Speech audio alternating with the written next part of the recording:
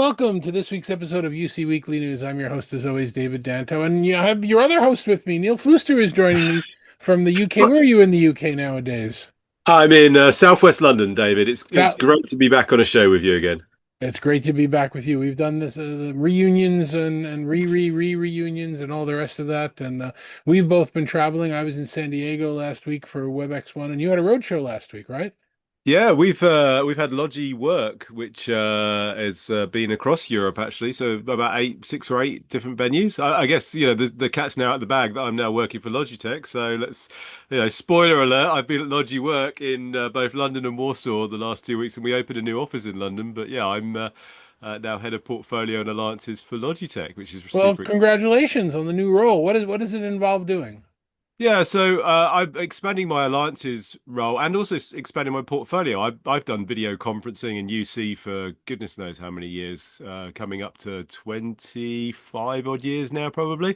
Back to ISDN days. I can't go as far back as you, but now I'm adding in. I think one of the things that COVID and hybrid working showed us was the fact that meeting rooms were only one part of the story, and the fact that people were hybrid working, working remotely, working from home, there was always that challenge of like, how are we going to kind of embrace and increase their productivity across their home environment, their remote environment? And again, that's one of the great things I'm really excited about with Logitech is that kind of whole personal workspace as well as the meeting room workspace. So I'm going to be covering off both VC in the meeting room as well as keyboards, mouse, webcams, docks, and all that good stuff. So let's take a little bit of the journey there. And you've been there a whole 3 weeks, so I don't expect you to know everything. And believe me, don't expect me to know everything either. But I know Yeah, I'll be asking earlier you. earlier this year there was a refresh of the Meetup, right? Meetup Yeah. 2 is the current product, and the latest product was the new board, right? Yeah, The absolutely. Logi board, and one of the key things about that one, as opposed to the other boards on the market, is you can flip it and have the camera on the top or the bottom, which is kind of Yeah. interesting.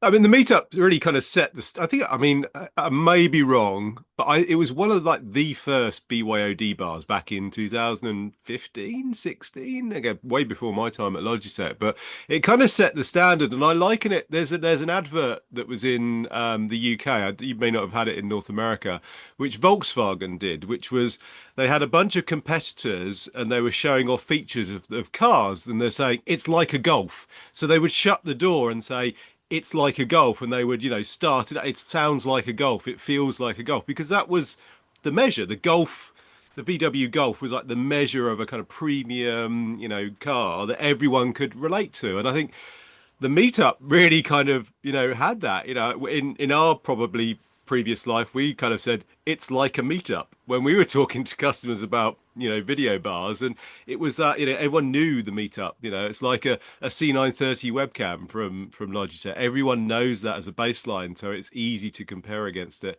And obviously the meetup 2 now adds to that. And the rally board, it's a great innovation in the fact of there's that classic thing of, if you're using it to stand up, you want the camera up high, but then if you've got it at a table, you don't want that kind of look down. My hair's starting to thin out.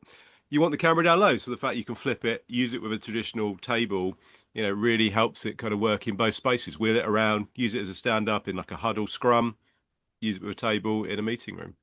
So we have three more paths to follow down. We've got the camera path. This was one of Yep. the first Logitech Brios, really nice Yep.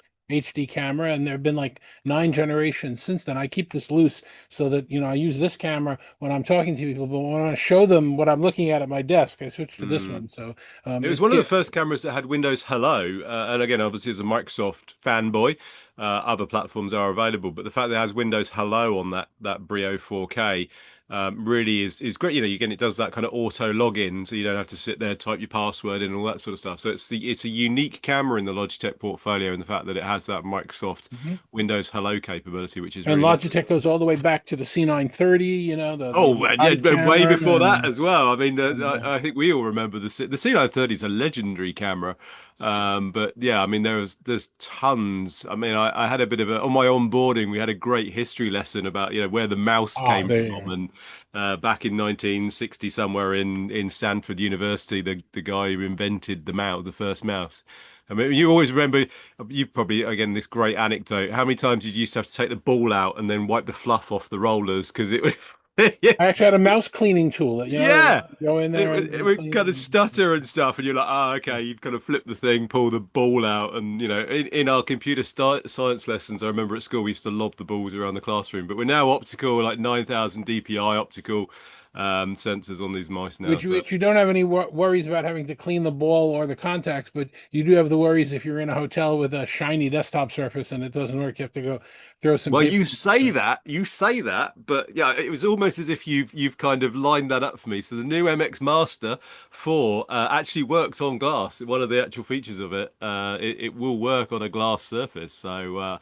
I've got right. the Master 3. I can't wait to get my hands on a 4. It's got haptic feedback. It's got recycled cobalt in the battery, loads of great new features. But yeah, you can use it on glass. That's one of its other Oh, cool okay, very features. nice. There you And go. then We should the get you one. third, maybe I'll eventually I'll meet somebody at Logitech who'll send me. The When I get mine, I'll get you one. thank you. The third track then that we need to talk about because there was just an announcement are headsets. Now, Logi had some. Oh God, I forget what the year was, but they had released some pretty bulky, boxy kind of headsets that sort of kind of worked, But that's how everybody gets into the business. The Zone Wireless products are really awesome, and there were now two new products that just came out about a month ago, as we're talking about it. One is the Zone Wired product and one is a lesser expensive version of the Zone Wireless called the Wireless 2 ES. Yeah. So you want to tell us about that just for a little bit? Absolutely, yeah. I'll do my best. As I say, I've got my headset badge. So Scott and Kai and our headset team, hoping I'm going to do you proud. But the two new headsets, build on the portfolio. So the Zone 2 is our kind of flagship premium product. Multiple microphones, great ANC, not just transmit ANC, but also receive ANC as well. And again, the fact that we have, very large, they're 40 mil drivers in this, so they sound great. But what we really wanted to do is to try and bring that down to ES stands for essentials, to try and make it a bit more available for the masses. So we've kind of trimmed down some of the capabilities, talked to some of the customers to try and create like a more of a mid-market, the persona for the kind of general user. Mhm. So we've added in some additional capabilities around. There's a lovely headband in there, makes it way more comfortable for all day wearing. Still got those 40 mil drivers in there, couple less microphones in there, but still great ANC.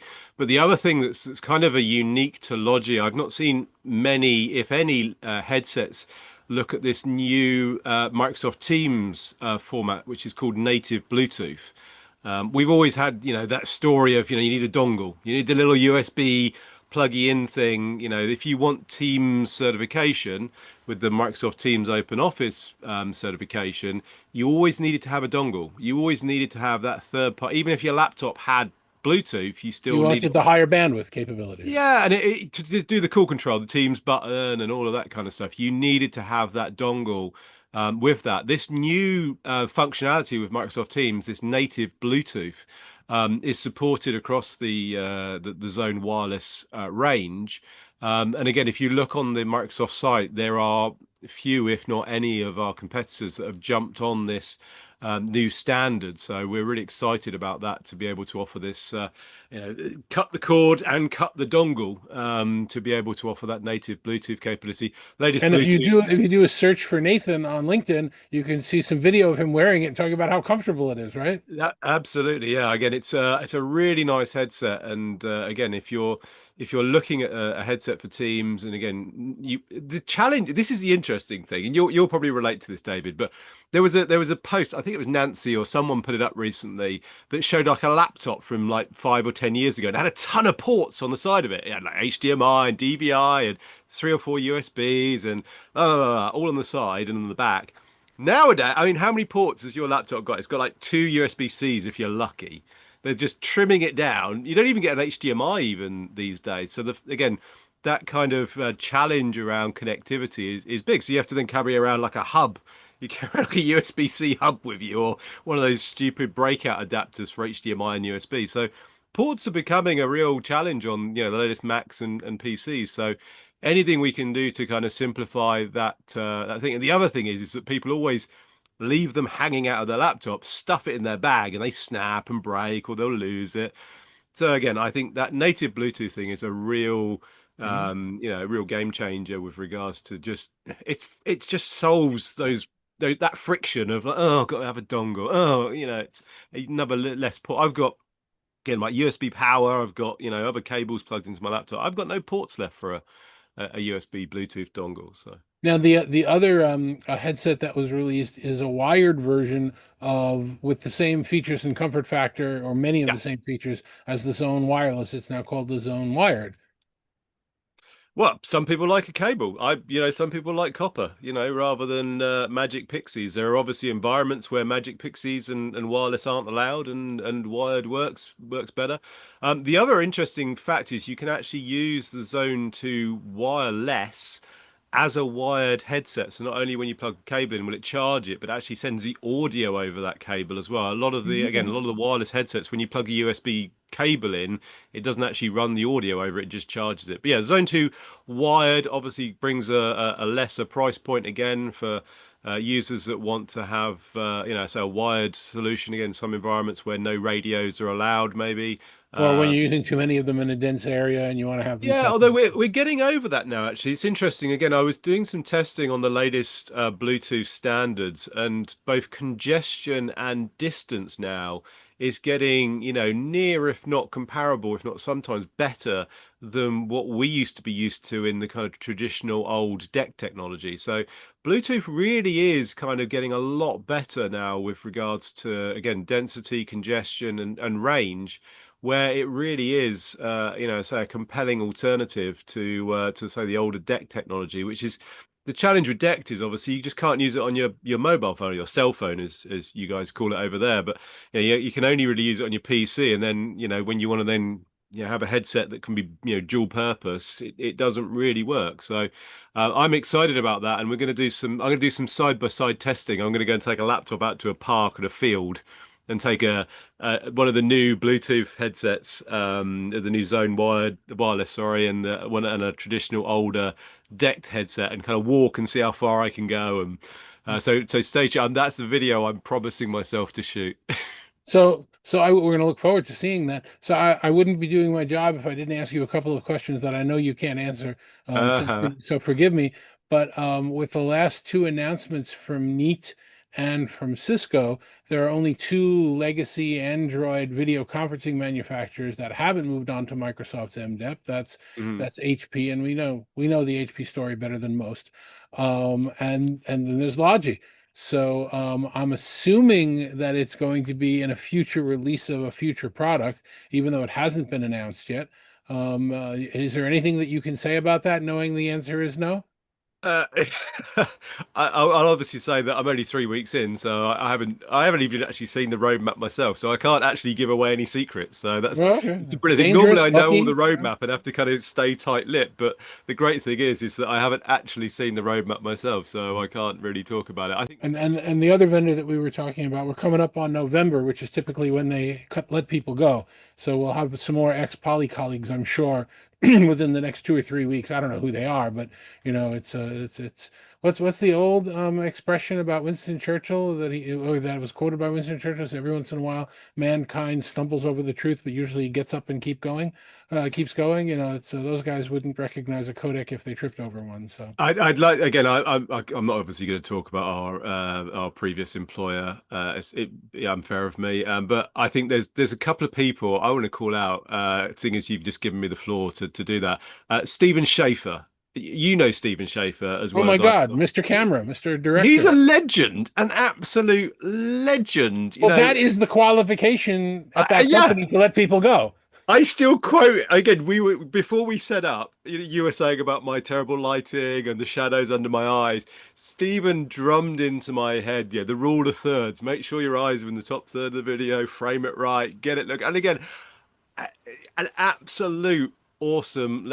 Tag him in this. Make sure he sees this because Stephen is, a huge mentor of mine when it came to learning about cameras and optics and all that kind of good stuff. And I know he's potentially looking for a new role. So if you want an amazing camera guy, camera technology guy, he's like a filmmaker.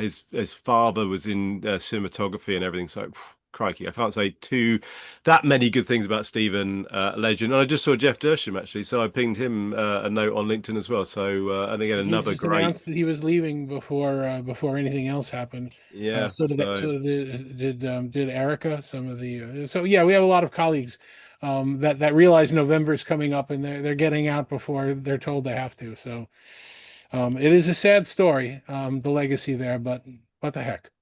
I guess they had a legacy. It was the garage, so they weren't going to compare legacies. So where are we going to see you next? Where are you going to be traveling to? well, I just got back from Warsaw, so that was amazing. But I'm really hoping and excited to go to Microsoft Ignite again. I was there last year, yeah, Third week last of November, 17th, 18th, just 19th. before my birthday. Oh, well, So 24th is my birthday for anyone who's watching. But yeah, I'm excited to go. I think it's in San Francisco this year. So yeah, maybe. I didn't look very carefully, but yeah. yeah, I think it's in San Francisco. So I'm excited to go to Ignite. Obviously get all the new Teams updates and all the Microsoft updates being an MVP. But then we're going to have some fun in Barcelona again, Well, David. I'm going to be in Vegas for CES. I'm Okay. very pleased to. I haven't been able to announce it yet. You can wrong shoulder. You can look over my shoulder. I was a judge again this year. I'm very pleased about that, and we can I'd talk like about to it do now that one. because the judging's I've over. never done it. And Come across I've always looked at it from Logitech afar. always has had a wonderful suite. Yeah, I've been there a few again, times. I will maybe see if I can get on the docket for that. But yeah, it's always again as for my own personal geek outness, CES is definitely on the radar for all the new Okay. tech. And But then we will be the 1st of February yeah, arriving in Barcelona, although you might be earlier than that to do ISC this year. There's going to be a lot of Talking Points is doing our pick hits again this year, so mm, we're going to give an opportunity to a lot of vendors to really get out of the noise floor. I going back to when it was in Amsterdam, in Barcelona now it's like what is it, 8, 9, 10 halls. mm, And thousands of exhibitors, and you can walk in there for a day and only see an eighth of it. So we kind of yeah. look at our space and collaboration and communications and say, you know what? These are the stories that should get above the noise floor. So It's funny. hopefully you guys, I went to IBC and it was like a trip down memory lane going to the Rye again. It was yeah. it felt so kind of like like home. Walking under that tunnel underneath between halls 10 and 11 and down to sort of 6 and 7. It was like felt like an old jacket you were getting back into. And Tim Albright and I talked about IBC 2 weeks ago. Actually, it was only Yeah, on for a couple of days in, before all the interesting news show. broke. But yeah, it's a show I will go to in the future. One of the companies that I work with, kind of as an aside, the IEEE Mm. nonprofit is an owner of that show, and I'm sure I will be in Amsterdam for that in the past. But I got to Amsterdam for the Tulip Festival this year, so that was nice. Oh, nice. Okay, so we will definitely see you in Barcelona. Maybe we'll see you at Ignite. I'm sure. And we will see you on the YouTubes, right? You'll be around and doing your typical Yeah, interviews and stuff. I'm thinking. So I've been doing more on the LinkedIn's these days, but a question to the audience: Would you like to would you like to see more Neil? That's probably a wrong thing to say, but like, should I? A couple of people have said, why don't you start up another, show? You've got the mic now, for the weekly thing, but maybe I could do something monthly. You got the Monday slot that you took over, which is really Well, you nice. can be my field reporter for Ignite because I don't think I'm going there this Oh year. well, So there you we go. could do some live feeds from there. Although the truth of the That'd be matter is, interesting. and I'm not saying anything against my wonderful Microsoft friends, um, Teams and collaboration is such a tiny part of Ignite right now, with Copilot Mm. being in charge of everything, that I don't know if heading there is worth it. I'm sure Ilya will have a great session there like he did last year, It'll but be packed. they didn't Always. even video it last year. There was no video, there was just audio. Yeah. So but you can be our field reporter for that event if you'd I like. would absolutely love that. And again, I'd love to hear again whether people think I should start up doing more YouTube videos. I like the idea of doing more product reviews. I love doing that. And also doing some again, like I was saying about that headset. I'd like to do more educational stuff that kind of again digs under the surface again, like the comparison between I did one a long time ago of optical versus digital sensors on cameras, which did really well, and I like the idea of again that more educational content. Sure. So again, maybe You like might Dave have a said, little bit of a YouTube. bias if you're testing equipment. People Uh, might I would like to. I'd like to try and be as what I really the way I wanted to angle it. And again, I'm open to feedback from your audience, so do comment below. Was what I really wanted to do is kind of like How should lay. people comment? How should people reach you to get information to you? What's the new Well, email? they can definitely reach me on LinkedIn. Go and Okay. find Neil Fluester or Neil at Logi. You'll find me. But yeah, I was thinking about again just laying out all of the features and functions and stuff, and then so that then the viewer can make their own decision. So I'm not going to go it's great or it's rubbish. I'll just go it does this, and this. If those are important to you, you'll love it. If they're not important to you, you won't love it. So maybe that's the angle of just I won't say if it's good or bad. I'll just explain all of its capabilities, and you can then empower you to make your own decisions. So maybe that's the kind of review angle I'll look at. But again, I'm open to comments. And maybe you can get some products in like an early release mode and start demonstrating and showing people what to expect, so you'll have Mm. to, we don't want to put you in any kind of bad state. But as I was chatting with you before we started, I have a lot of respect for the people that are running your group right now. Jed is a terrific guy. And, Mhm. Aspen Molden, I've known go back to the Blue Jeans days. You got a great team there. And you My and my Nathan boss is and from Blue Jeans as well, Aaron Dunley. So yeah, I'm really excited about that. But yeah, it's like again talking like going back to the Rye being like an old familiar place. Being at Logitech's very familiar as well. There's some great old friends of ours. Jochen Idam's there, Layla Lewis is there. Yeah, obviously Nathan's there. There's a whole bunch of people. The industry's so small, so there's people. It's like a family. So it's nice getting back with the old band again. it So is at a good company. At a yes, company that's not so good, it's not really as much of a family as it is a yeah, chopping block. But yeah. in any case, Neil, thanks very much for the time. I appreciate it. Congratulations on the new role. Thank you, David. And I think we've just committed to seeing you again in about a month when you'll be Li- reporting from Ignite. Live from Ignite. There you go. Awesome. You Thanks again. And thank you very much for watching us every week as you do. This is David Danto for Talking Points. Thanks for watching. We'll see you next week.